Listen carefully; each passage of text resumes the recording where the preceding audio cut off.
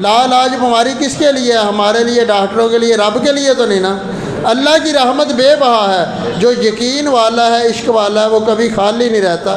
मैं काफ़ी देर तो इलाज करवाया लेकिन कोई फायदा नहीं सी होया। है की सी? हाँ जी, एक शूगर सी मैनू काफ़ी अरसे तो, लेकिन कोई आराम नहीं आया। काफ़ी डॉक्टरों और भी काफ़ी दम शम भी कराए। अच्छा, तुसी बाबा जी को कितनवा दम करवाया? कितने दिन हो गए तुहानू आंदे? मैं जिस टाइम पहला दम कराया उस तो बाद मैनू माशाल्लाह फ़र्क पिया। जब मैं दूसरा कराया मैं बिल्कुल इंशाअल्लाह दे हुक्म नाल ठीक हो गया। दरूद पाक की वजह तो। अच्छा, हुण जदों दा तुसी इत्थे आ रहे हो, हाँ जी, कोई गोली ते नहीं खाई? कोई गोली, इंसुलिन? कोई डॉक्टर, कोई किसी को कोई दराम नहीं, दरूद नहीं, बस सिर्फ इत्थे आउंदे रहे। दरूद पाक दी मुहब्बत दे नाल जिहड़ा ना अल्लाह ताला शिफा दित्ती है। ते हुण जिहड़े कोई आ रहे ने, कई शुगर दे मरीज़ ने, हाँ जी, बीमार ने, उन्हां दी हौसला अफजाई लई कोई नसीहत कर दिओ जिहड़ा उन्हां दा यकीन पक्का हो हाँ जी, जाए। असीं उन्हां नूं कवांगे कि इत्थे आउंदे रहो और दरूद पाक दी मुहब्बत नूं ना हासिल करदे रहो और इहदे तो शिफा हुंदी रहे तुहानूं।